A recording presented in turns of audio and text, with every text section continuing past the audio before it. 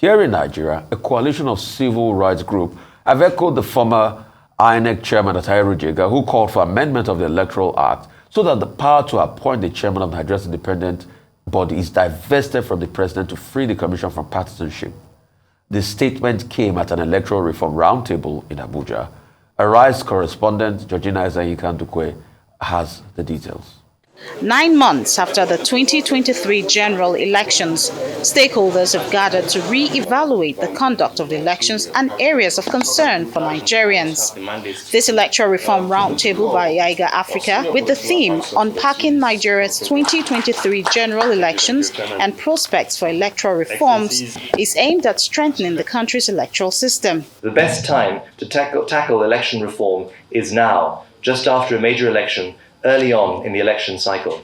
And that's why the Kofi Annan Foundation encourages all of Nigeria's electoral stakeholders to take this opportunity to reflect on the 2023 experience and come up with recommendations on how best to strengthen its electoral institutions and processes going forward. And so stakeholders and the Nigerian state needs to pay close attention on how to rebuild public confidence. And rebuilding public confidence begins with providing critical answers to some of the questions that citizens have asked. Another issue raised here is the need to remove the powers of appointing INEC chairman and commissioners from the purview of the presidency, which is in line with the recommendation of the Justice Uwe's report. This same view was recently raised by former INEC chairman, Professor Attahiru Jega. You can't have an electoral commission that is composed, of persons who are appointed by the president, and in some cases you have the incumbent as part of, a political party or leading a political party. So the organization structure we have today for elections is not efficient enough. If you look at the size of this country, you look at the pressure that they come under, because the stakes are very high. People are ready to do anything to win. We can't talk about having a credible elections even from the state without us even canvassing for local government autonomy. There are also attitudinal reforms that have to do with the culture of people, that have to do with building trust, that have to do with assuming responsibilities for actions as Nigerians, in order to ensure that this system, is sustained. The major concern for stakeholders here includes the need to review the legal framework supporting Nigeria's electoral process, the need for strong institutions, and addressing the ambiguity in results collation process. Both the law and the guidelines issued by INEC have some inconsistencies, and there is need to strengthen the law to make it compulsory for electronic transmission of results, because we believe that it would deepen the integrity of the process. So we're going to review INEC guidelines. We're going to review all these issues that Nigerians have problems with. During amendment, we'll now make them to be a law. There is urgent need for the electoral body to be restructured, as well as the digitization of the entire electoral process. Georgina Ezanyika, IReV News. All right, joining us now is Professor Attahiru Jega, the former chairman, Independent National Electoral Commission, INEC. Great to have you, sir, on the show. Prof, you said something. Thank you very much. My pleasure to seeing you again. You said something recently that has been making the rounds, but I feel taken aback because what you said is not really a big deal. You were just stating what was in the Uwe's report that's been in the document for over 10 years as we speak, by saying that the president should not be the one to select the INEC chief. That had been in the IReV's report. The question I want to ask you is, why is it that we can't even follow documents that our own government commissions to be produced for the betterment of our country? Because all the newspapers are couching that conversation. You just said what was in the IReV's report. And I'm shocked all these years, we don't even follow it. What do you say about that, sir? Thank you very much, Rufai. I was privileged to be a member of the Uwe's Electoral Reform Committee. And basically, as you rightly pointed out, what I have said is just a reiteration of the recommendation of the Justice Uwe's Electoral Reform Committee.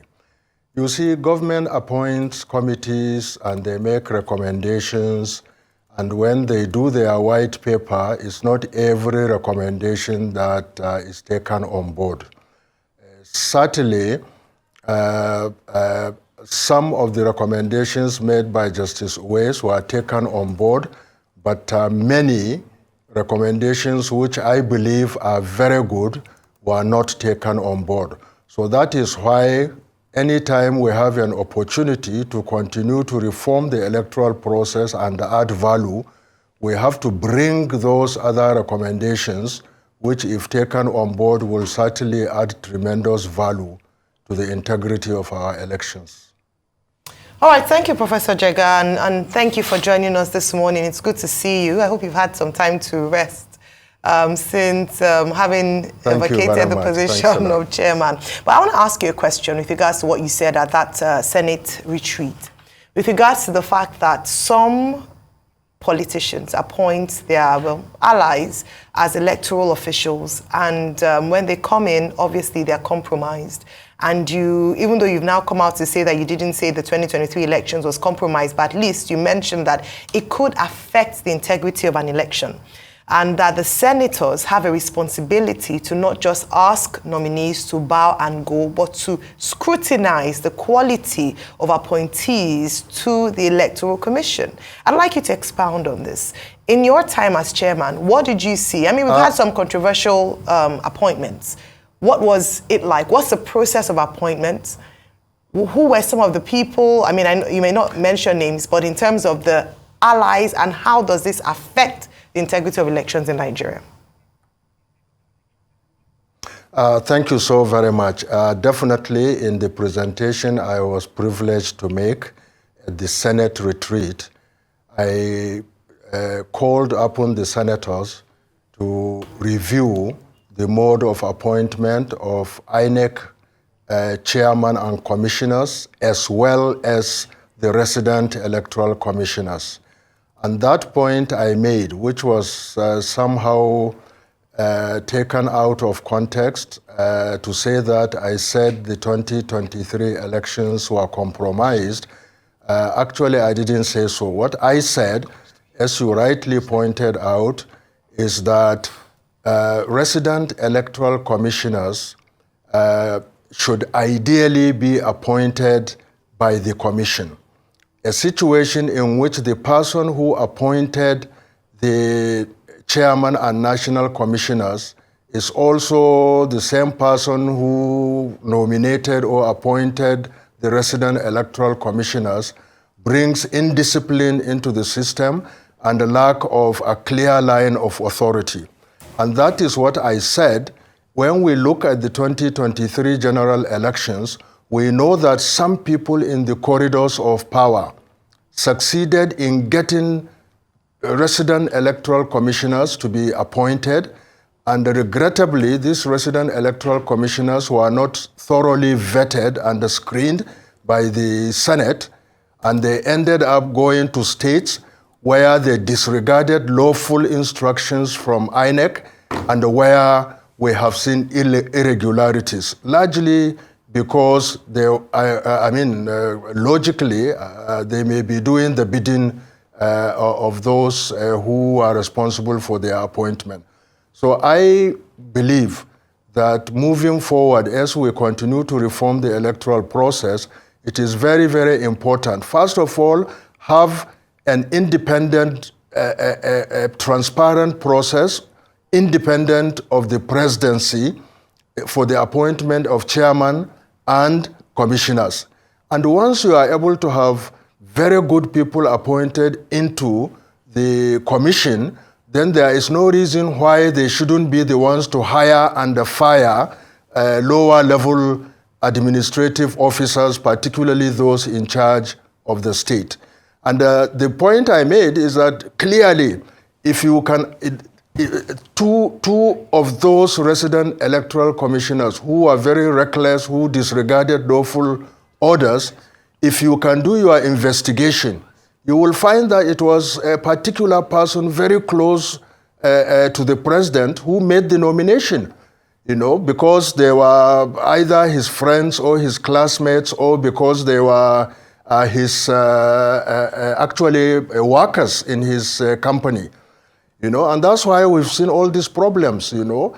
So to avoid this thing about the reality as well as the perception of he who pays the piper dictates the tune, it is important to sanitize the process of appointing the chairman and commissioners, and then to allow the commission to now appoint resident electoral commissioners, and also professionalize actually the staff of the commission. Okay, Prof, good to see you, sir. It's a joy to see you live and looking well after looking after superintending over 2 elections in Nigeria. And I'm sure that it adds to your gray hair when you superintend over any election in Nigeria, because it's a madhouse in there from all of what we have seen. Now, please help us look back. 2 elections that you looked over, you superintended over. And now Mahmoud Jega has superintended over another election, just the last one recently. When you look back, what are the things that you know Nigerians complained, especially during your own tenure? 2 things that they said were most critical, because everybody said the elections were not free and fair. This one as well has been said to not be free and fair. What is it about our election that makes it such that no matter how hard the person in charge worked, we still end up with elections that are described as not free, not fair? Thank you very much, Kayode. I think it is important that we as Nigerians recognize that all stakeholders have a role and responsibility in bringing about free, fair, and credible elections. And quite often, people just assume that it is INEC that has that responsibility. Yes, INEC has the primary responsibility to conduct good elections impartially with a level playing field, you know, but if our politicians have a mindset of engaging in elections to win by hook or by crook, and do everything possible to throw spanners in the works or to compromise officials in terms of bringing pressure to them or trying to induce them monetarily, then obviously, no matter what you do, there will continue to be challenges with the integrity of the elections. So for example, you know, our constitution is very, very clear about this issue of cross-carpeting. A constitutional provision, I think section 68, subsection 1G, is very, very clear that anybody who, after being elected, leaves and moves into another party, his seat automatically becomes vacant. Of course, there is a proviso which says that unless there is a crisis in the party and or there is a merger of 2 or more parties. Now, but what we have seen, you know, is that politicians recklessly move. In fact, not just legislators, now even governors, a few years into their tenure, will simply move into another party very opportunistically. And unfortunately, because they are moving to the ruling parties, their seats are not declared vacant in such a manner that INEC can then conduct elections to fill the vacancy.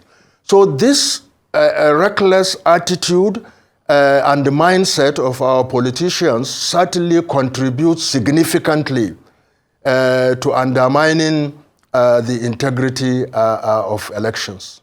So I was just wondering, I haven't heard you mention what are the things on the side of INEC especially that makes it such that we get this feeling that elections just can't be free and fair. Because everybody points to, we know what the politicians do. They will play their games and there will be violence, there will be a number of other things that would want to compromise. But in terms of the result, at the end of the day, there's consistent allegation that INEC is compromised, INEC is compromised.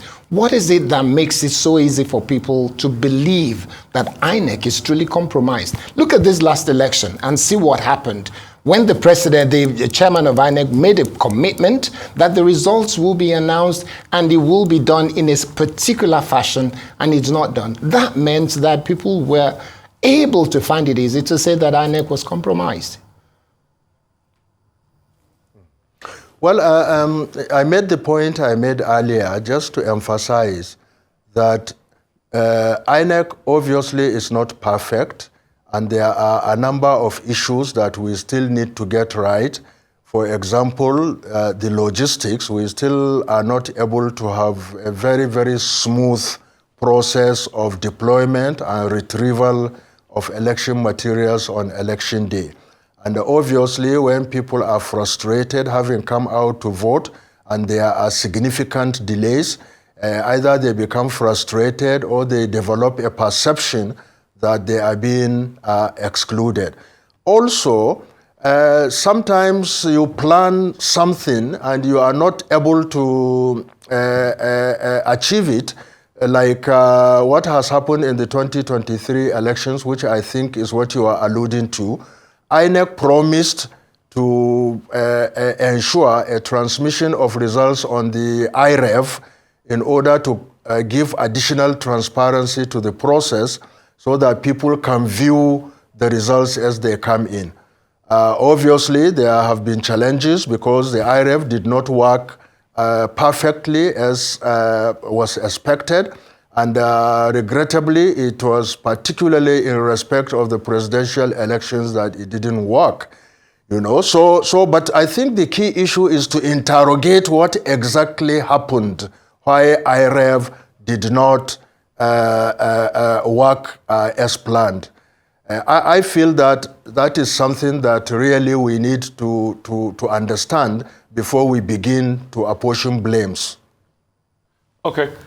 Real quickly, sir, let's take a look at the electionary process, even from your time. It looks as though we've not been able to solve these problems. These challenges were, even in your time, there were big problems with the card reader, if my memory serves me right then. And now we're talking about a new system of authentication of elections, and we are still having questions around the processing. For instance, like the last election, where the INEC chairman went to Chatham House to say, oh, the process will be XYZ. But all of a sudden, the presidential election, we saw what happened. I mean, let's speak to processes and the confidence in the electoral system by the citizens. Because we have by-elections coming now. And in those same elections, the INEC chairman is still saying the things he said before the general elections. But people are taking it with a pinch of salt.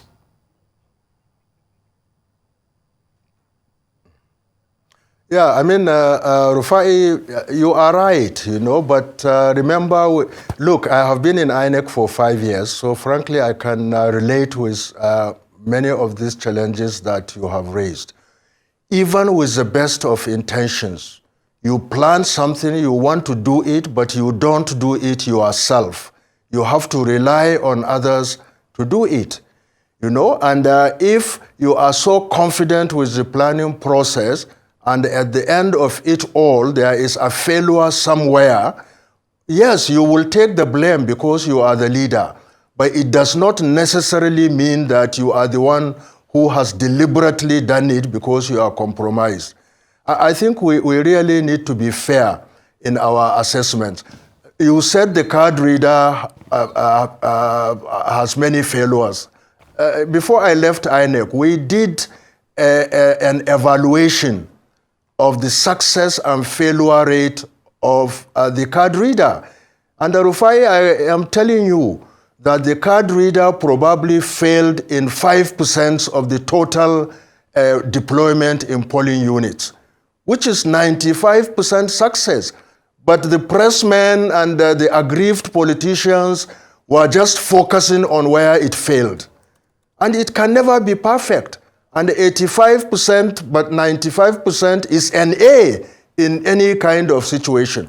And I can tell you that the BVAS that was developed to replace the card reader is also a significant value addition to the electoral process. I don't know whether you have done the research, to see what failure was experienced on election day with regards to BVAS. The major failure, as I said earlier on, relates to the uploading of information as promised by the chairman on the IReV. And I believe that we need to interrogate why that uploading, specifically with regards to presidential elections, failed. Okay, this needs to be done not just in-house by INEC, but in a very, very transparent manner. And I think that there will be a lot of revelations, in my view, as to what exactly happened in order to be able to properly apportion blame as to who is responsible for what happened that day. But in INEC's, reaction to all of the process, there was a lot of mixed messaging. Number one, the first response was glitch, technical glitch, that all the empirical facts available said was not the case. In fact, the technical glitch narrative was first couched. That's number one. That's been debunked.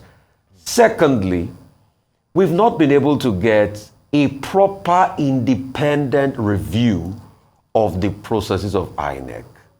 This leads me to the question of, do you think our electoral body is transparent enough in all of this? Because we've not been able to get a holistic review of what constituted that process, and it's released.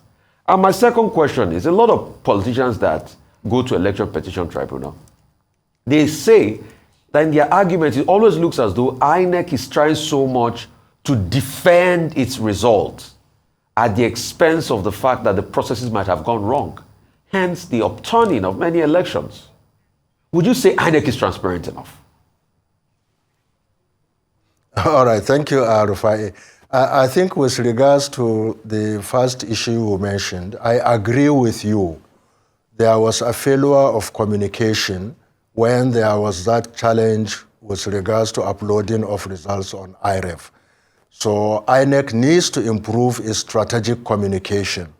Why was there that slowness in providing information? I believe very, very strongly, maybe they were trying to find out what exactly happened, and the delay, regrettably, had its own negative consequences. So all public institutions, and certainly a public institution like INEC that does a very, very critical and sensitive political job, needs to improve in its strategic communication. If there is any failure for me for now, one can just attribute it to that strategic communication. So obviously this is an area that requires a lot of improvement. But as to what exactly happened, why the data was not uploaded as the chairman promised, I believe that a thorough investigation will reveal what happened, and hopefully will show Nigerians that actually it was not something deliberate that the INEC chairman himself has done because he was compromised. I have been there. I know how these things happen. I know that no matter how well you plan, either there are people who are throwing spanners in the works deliberately by carrying the agenda of some politicians, So we shouldn't rule all that and just heap the blame on a particular individual until we are sure about this. The second question you asked, if you can remind me, please. The Election Petition Tribunal, a lot of the candidates claim that INEC is on the side of trying to defend their election results in the first place, rather than, expanding on the process. I think it has to do with our legal framework, Rufai, because the legal framework requires that whoever goes to court, even on primary elections, which are primarily things related with parties, INEC has to be joined. So the fact that INEC is joined INEC has to obviously be impartial and non-partisan, but it has to defend what it has done. Not to defend any of the parties in the petition, but to defend what it has done. So, but the fact that there are so many litigations and petitions, to my mind, does not really tell us much about the integrity of the elections. Our politicians, because of that mindset which I mentioned earlier on, are very litigious. I think that's what the lawyers call it, litigious, and they go to court under any pretext. And once they go to court, they join INEC. So INEC is always in court, and obviously it has to try to defend what it has done. The only hope is that INEC will do this with impartiality and non-partisanship in that regard. All right, thank you, Professor Jega. I'd like us to examine, or like you to examine, the Electoral Act of 2022. It was touted to be the game changer and inspired quite a bit of confidence in more Nigerians to participate in the last elections. However, the general feeling has been one of disappointment, especially because some of the provisions of the Act seem to have been quite vague, not specific enough. So, for instance, the matter of the transmission of results, now saying it was the court ruled that it was an option or at the discretion of INEC to use that, even though that had been touted as a game changer. In your estimation, I'd like you to evaluate the last elections, following, because this is post-electoral act now, which you didn't have the privilege of having in terms of, as part of your ammunition to execute at least a fair election. What, in your estimation, what are some of the learnings from the last election? And if you were to recommend some adjustments or perhaps amendments to the Electoral Act of 2022, what would be your recommendations? Okay, thank you very much, Ayo. I'm not a lawyer, I'm a political scientist, but of course I have been involved in electoral matters, and I've read the Electoral Act, including the Electoral Act 2022. I think what is very, very clear is that the law now gives INEC the power to use to use technology generally, and including electronic transmission of result. I think INEC was very, very clear that they were going to use transmission of results up to a certain level. For example, the BVAS will transmit results to the database and also to IReV. And also, at the level of collation, the BVAS will be brought so that the collation officers will compare the paper results, the documented paper results, with the results electronically transmitted using BVAS. So now, I think one of the major challenges of the use of this transmission of result in the 2022 general elections, which I mentioned in my presentation, was the fact that there was an ambiguity in terms of the stages at which the collation officers at the constituency level will compare the results transmitted by BVAS with the manual results that are on the forms that are filled completed manually. And this is something that really, before the next elections, need to be sanitized. Either the Electoral Act should be appropriately amended to specify the stages for this to happen, or it should give clear directions that INEC should develop guidelines that will guide collation officers in this regard. And I believe many of the litigation may revolve around this problem of at what stage are the results compared. The electronically transmitted results are compared with the signed forms. You know, so and there are many, many other areas. I can give you examples, you know, about some of the key challenges. The Electoral Act mandates political parties to give INEC a copy of their register of members before they do their primaries. I think 30 days before they do their primaries. You know, and we all know that it is during the primaries that a lot of the irregularities happen, either of exclusion, okay, or manipulating the primaries, you know, and if the INEC as an observer has a copy of the those who are delegates as well as those who are their members, you know, it will be very, very easy to check some of those irregularities and to document them with a view to having them addressed, even if it is in litigation. But what is clear is that virtually very few of the parties respected that provision of the law. And of course, because of that, then we had serious challenges in primaries, and then that's why we now have a number of litigations that arose from primaries that have not yet been disposed of by the courts.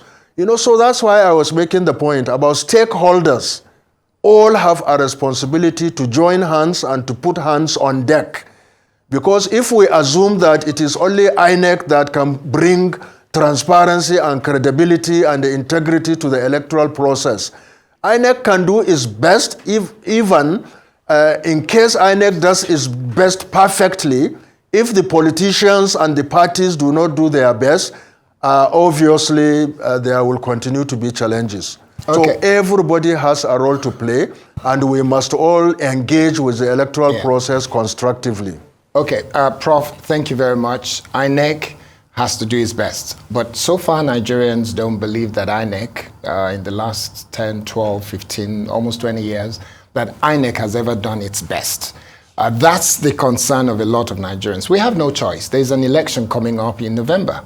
A sizable chunk of Nigerians are worried that this election will be just the same as what we have had. They call it same of the same.